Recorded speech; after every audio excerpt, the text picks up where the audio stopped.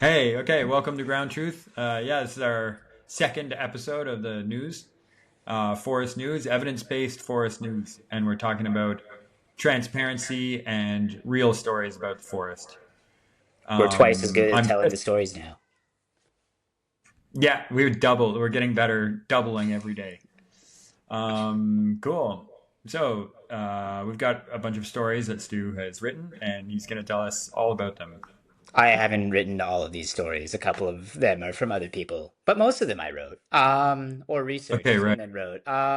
So the one we're going to go Cool. into now is this is pretty neat. Denmark has a 1 billion tree reforestation plan. Um, yeah, Oh my God. That's a lot of trees for Denmark. Holy jeez, it's I not a very mean, big country.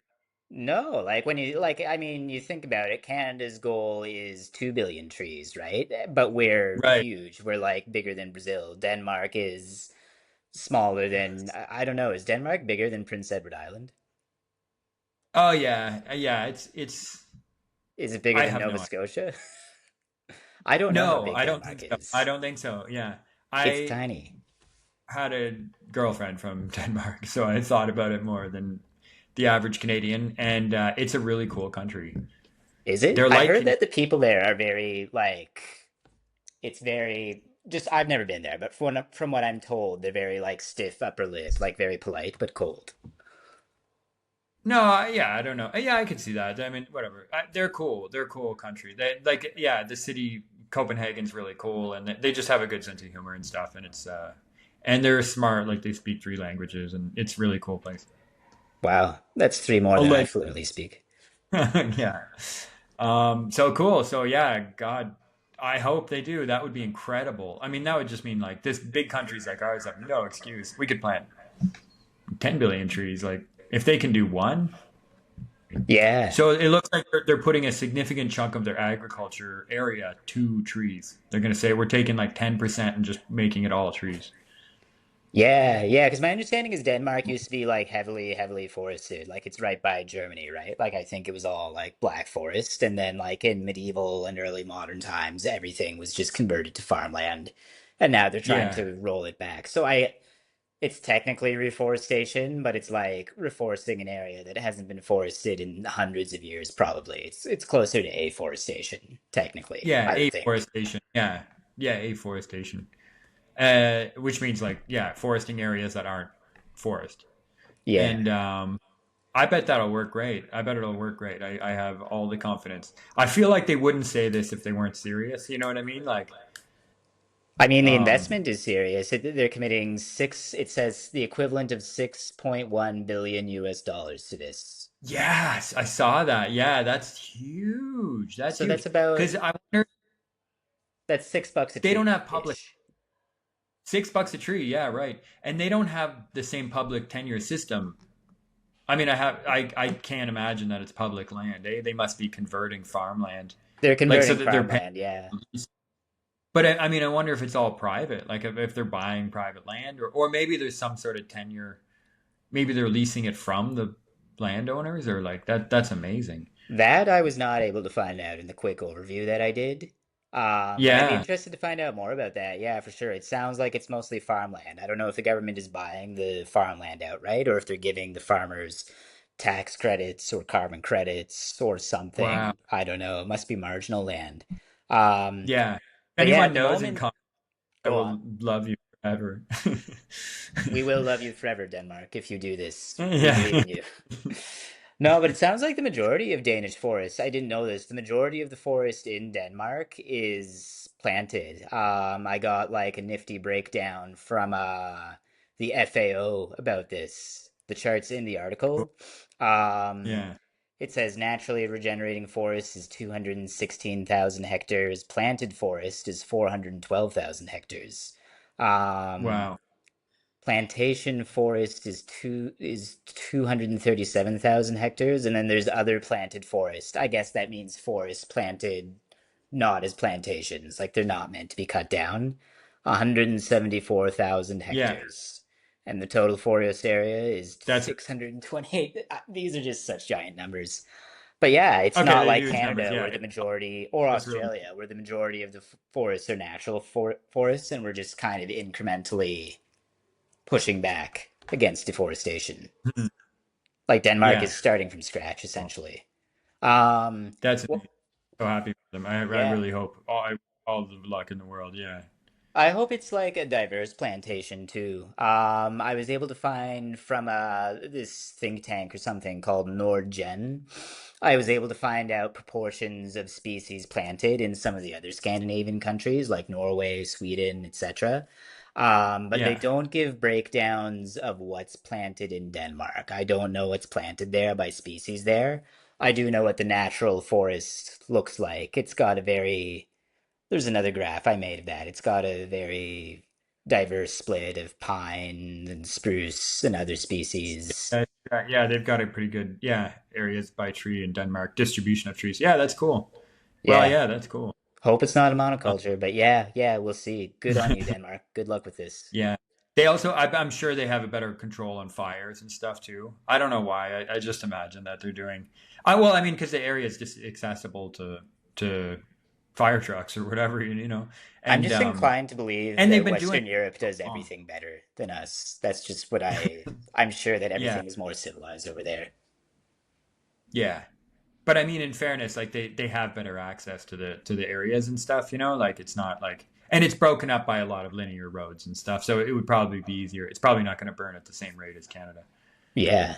Well, I'd love to learn more about Danish forestry. If any of our hundreds and thousands of listeners happen to be from Denmark, please send us resources about Danish forestry. We want to learn more about it.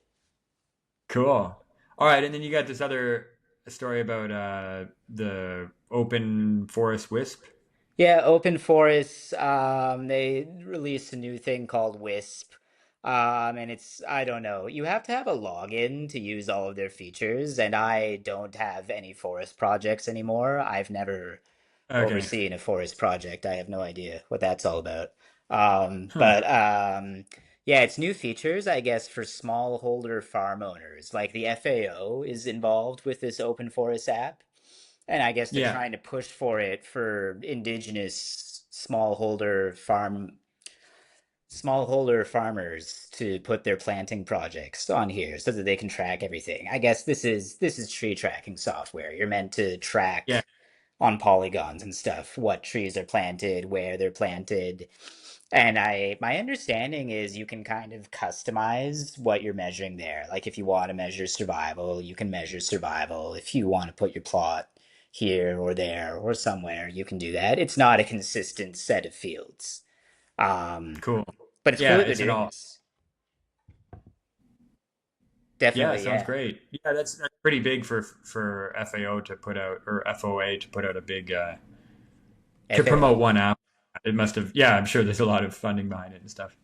Yeah, and it's all open source too. Like this one, the code is openly available. I guess like if someone wanted to build their own open forests or make adjustments to it, they can. Anyone can. Citizen Yeah, science. that's good.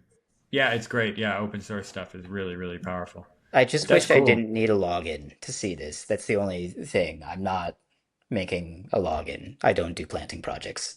Um, Now, but we could. I'm sure you could probably. Well, I don't know. I'll have a look. Maybe we could get a login. I've been looking at a few of them. There's more governments and stuff making their own apps now for reforestation, and yeah, it's good to see. I don't know. More competition is good. I think they'll start to evolve and probably start to look like each other after a while. It'll be yeah, clear what attributes are useful in an app, and which are not getting used, totally, especially if totally. it's yeah. It's all part of the measuring, reporting, and verification movement that we're currently having.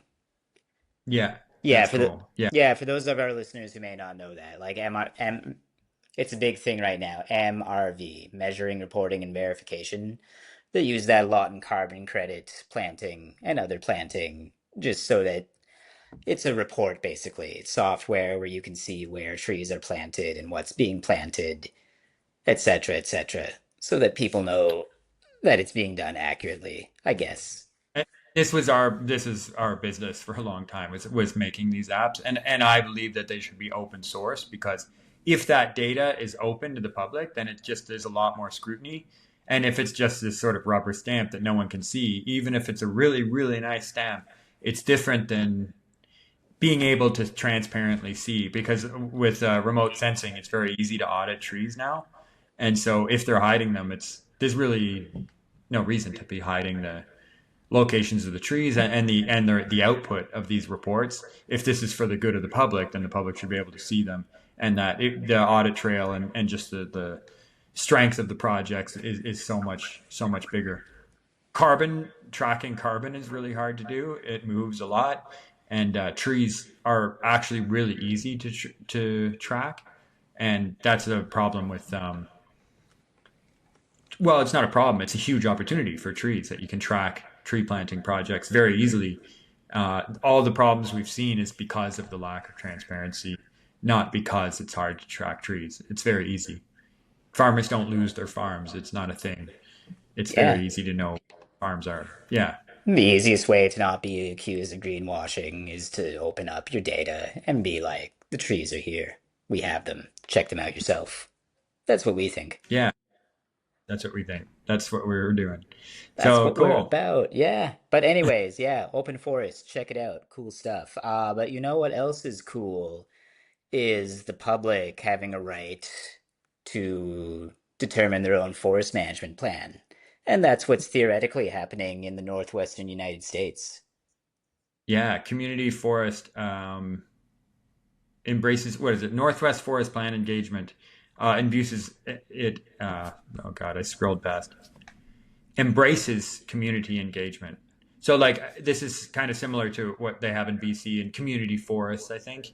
And the BC Forest Practices branch has for a long time talked about having greater community engagement. Is another thing that I think we're really into is having other stakeholder engagement, and that's why this is an awesome story. And by other stakeholders, in this case, we mean like the whole public. The whole public should have input, we think, on what forest management plans should be. So, in the Yeah, northwestern states, in Northern California and Oregon and Washington, they're opening a public comment period that's 120 days. We have a link to it in our article. And basically, anyone from the public can say what they want about what kind of trees they want planted, or how many trees they want planted, or where they think trees should be planted. that's really And cool. yeah, I don't know, like maybe only forest enthusiasts will contribute to that, but like, I don't know. A big topic of debate right now is whether or not planting monocultures results in more wildfires. Some people advocate for planting a wider variety of species, but it's not just straight up, it's not just up to government or experts whether this happens. It's up to everyone who lives in the public land. It's up to you Right. guys. If we have any listeners in the Pacific Northwest, and drop your I think comments.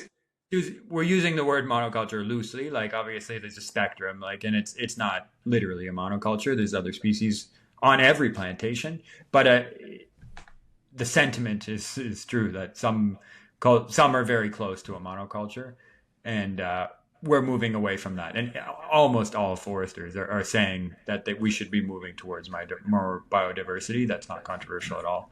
So You're right, I kind of misspoke there. Though there are some pure monocultures. Not in yeah, like BC. palm plantations and stuff. Yeah, for sure. Yeah, And yeah. just that we've been weeding out and spraying with chemicals species that we're now saying we should be intentionally planting or allowing to grow. So that's an example of where we should be moving to for biodiversity. I heard I was listening to your forest podcast today with Ira Sutherland, is a really cool academic here in Vancouver, and they were saying that um, though, yeah, the point that community forests, at least in Canada, they actually get the revenue from the forest.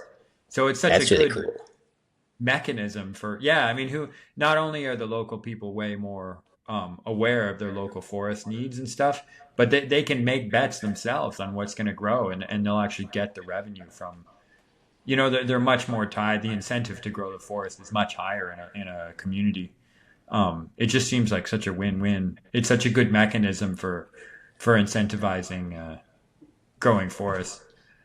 Does she talk about whether or not community forests do they mostly get revenue from like timber sales or carbon credits, or I guess a mix of both? Or It just came up quickly. They were mentioning it, but Oh, okay. I want to their because there was another. They were referencing another episode that was all about community forests, so I'm going to check that out. In Your Forest podcast is really cool. Your Forest Um, podcast. Okay.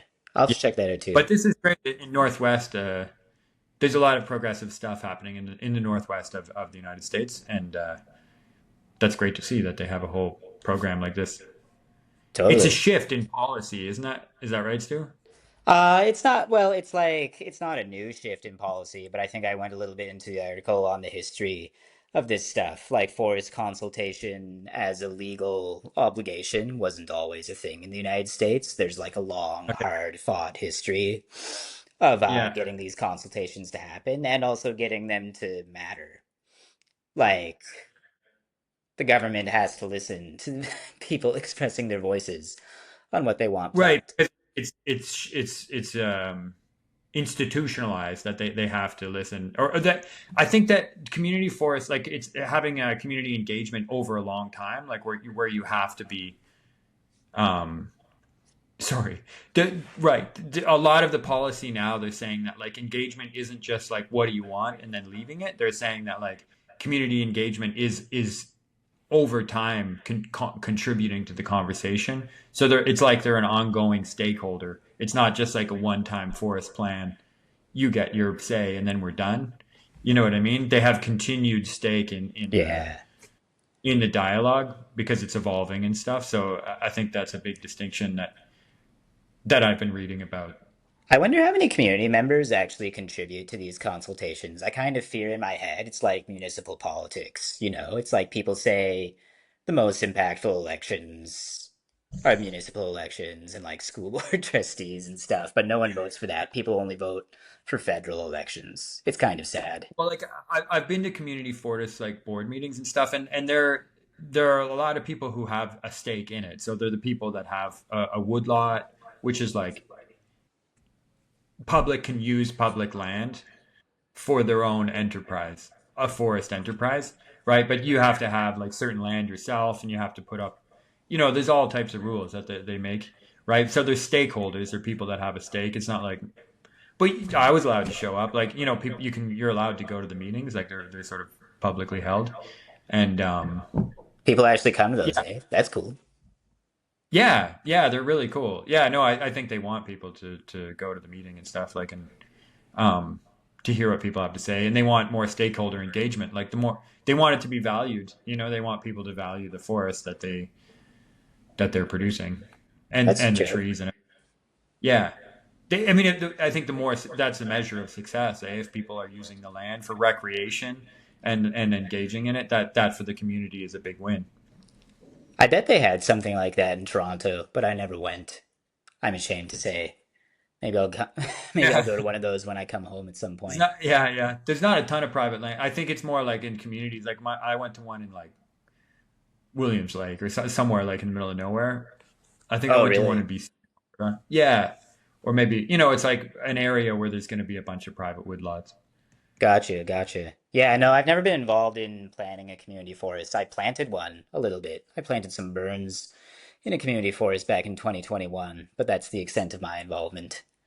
I never want to go Yeah, back to Clinton. The mosquitoes are nasty. yeah. Um, Totally. There's different models of it and stuff. So I'm familiar with the Canadian ones, but yeah, the Northwest U.S. That's really cool. yeah, no, that's dope. That's dope. 120 days, guys. You have 120 days to make yourself heard on this topic. All right. And I think the last one that we wanted to go into was government must tackle climate disinformation, experts urge. Um, so this isn't our article. This is one that I republished from DSmog based on their generous Creative Commons republishing guidelines. Okay. Um, yeah, and basically it goes into like it just touches on a little bit on one point that I think is kind of important. It relates to trees and forests, but it's more broad than that, and that's that climate disinformation isn't just limited to climate change denialism, right? Like that's not the Yeah. only misinformation that's out there. That's almost like the easiest information to dismiss. When people tell me they don't believe in climate change, I stop listening, right? And I think most Right. people do Right. that. But in terms of Yeah. like what the solutions are to climate change. It talks about, for example, big oil lobbyists elevating certain solutions over others. Okay, Um, right. Like active disinformation. It's not just activities. saying Yeah, yeah. dismiss. Yeah, yeah, I see what you mean. Yeah. Yeah, it's stuff like nature-based solutions. I think that you and I both agree that nature-based solutions, stuff like planting trees or restoring coral reefs or stuff like Yeah. that, that's part of the solution, but that's not the only Uh-huh. solution. Like, we Right. can't just do that and be like, we can pollute as much as we want forever, as long as we plant 1 trillion trees. Yeah, right, right. That's a big problem. Yeah, as people saying, "Oh, if you believe in that, then you must take it to the extreme. That is, it's the only solution." Yeah, which is really, really not. That's a slippery slope fallacy to say that. Yeah, nature-based solution Yeah, would no, inevitably lead to people thinking that it's the only solution. That's not a thing. Yeah. totally, totally. And there's other degrees of, Mhm. I think, misinformation within the movement, like stuff. Mhm. I don't know. I think that a lot of climate despair, this is just a theory I have. I think a lot of climate despair Mhm. stuff is like deliberate misinformation or a psyop or something. Like, Yeah. there's no point in changing things because it's already too late. I think that just makes me so mad every time I hear Yeah, that. that's incredible. The first time I heard a really conservative person say that, I was like, this whole time they've been denying that the climate is going to happen. Not they, like, but like, I mean, people who are climate deniers. Yeah. That suddenly, I just heard someone on TV or whatever say, "Oh, it's way too late now," and it's like, just to go from denying to suddenly it's too late. Like it's just we skipped over the whole part where it's worth doing anything. It's Yeah. like, man, damn. I was waiting for the day that people would like admit that it would be mainstream. You know what I mean? That okay, this is happening. Like finally, now we know, right? And then now there's this argument that it's too late, and I don't know. I don't mean to complain. I just it's unfortunate that the whole point is just to try, and it's fun to try, and we can try, and no matter what, some people are going to try, and we'll come on, like you know what I mean. We'll find some happy, we'll find some medium. We're going to do our best. That's Yeah. the fun part. What's so awesome is just trying. Well, I don't like to complain either, but I think it's okay to like complain about complainers. Like these people, they don't, there's some people who just don't want to do anything about it. They'll stick their heads in the sand, be like it's not real, and they'll be like it's not real, and then it's like, okay, maybe Uh, it's real, but we're not going to change it. I don't want to do anything. I don't want to change my life. right, And right, that's right. the Yeah. thing. We do have to change the way we live a little bit to some extent. Uh, We can help with forests and other nature-based solutions, but really, like, we're going to have to change the way we live eventually to Yeah, solve this. I read a really good argument article once about they were saying how like our sort of Christian background or like part of why Christians are conservative with climate and stuff is that they admitting that that they're taking part in a flawed system. I think for a lot of people, not just Christians, but like you know what I mean? Like it's like admitting to sin. You know what I mean? That okay, we're in this compromise. Like I'm a hypocrite and I do all these things that I Hmm. know I should but I do, and I do my best, right? Saying that for a lot of people is really hard. Like they have to have an answer that no, this it's fine because da da da da, right? Hmm. It opens the floodgates to like, well, everything I do is sort of sin, and I think Jesus said that like we're sinners and we're trying to do our best. But you see what I mean? Like It's that like there's this toxic threshold. guilt. No, we can't admit that flying is bad. Okay, no, you know what I mean? Like that's huge. Or having kids. Or like, oh, whoops, like I didn't even say it. Like it's not That's too bad, but it's bad. kind of yeah. I Because mean, for some it's people, iffy, faith right? Like leads them. yeah, I'm not Christian either, but I think for some people, faith leads them to conservation, right? Like J.R.R. Tolkien, like the mhm, author of Lord of the Rings, like everyone knows what a huge environmentalist he was, right? Like, what are the Ents metaphors mhm. for? What's Mordor a metaphor for? But that guy was like an arch Catholic, like a super, super That's conservative so Catholic. wow. That's amazing. I did Yeah. not know that. No, no, it's true. Like there's entire books on the analogies between Christianity and Lord of the Rings. Like there's And that's why Colbert is so into Lord of the Rings, because partly he's a because he's former Catholic, isn't he? Yeah. yeah, he I is haven't watched the Catholic. He's Colbert Report in so long. Whoa. anyway. Oh, it's really I still really enjoy it. Anyway, that's cool. That's really interesting. So, what did the experts say in the article? God, we were talking about these. What did the experts say in the article? I think that this one was more of a critical angle article, right? It was like reporting on Mhm. stuff that oil companies do in a critical light. There's Okay, yeah. one, oh, there's one thing from there's a thing called Counter Disinformation at Roots Greenpeace. And the one expert from there says, as disinformation continues to be an obstacle to vital climate action, the message from this open letter to decision makers globally is clear. Protecting the truth in climate conversation is critical if we're to secure meaningful change. Yeah, I mean, protecting the truth is critical. And I think our Right. Yeah, right, ideological right. The angle whole on point this, of this obviously, podcast. Okay, is we cool. That's think very relevant. for Yeah, the I'm public glad to to see say. the truth. I And that's mean, cool that Greenpeace made a some there that's like an initiative now, eh, that they're trying to tackle disinformation actively. yeah. Though I think, I don't know, what this article doesn't go into, I think my angle on this is that a good antidote to disinformation is information, dare I say, even data. Open data. Hmm. Open Yeah, right, right. But Cool. more on that probably some other time. Yeah, yeah. I have to go sock shopping. I'm all out of socks. It's You're an critical. emergency stock shopping. Okay, great. I'm glad to hear that you're taking care of your hygiene, and that's really important too. I Cool. really All right. Well, am. I'm just cheap. okay. So I told Stu to put a sock on his microphone, and he had to gross his sock. I'm not going to And show it it to you was, guys. I'm not. it's not done. Yeah, yeah. But No. anyway, yeah, that was really funny. Okay. So there we are. Thanks for listening. I'm really stoked. I love doing this. Thanks for checking us out, guys. Take care. We'll be thrice as good next time. I promise. Thanks.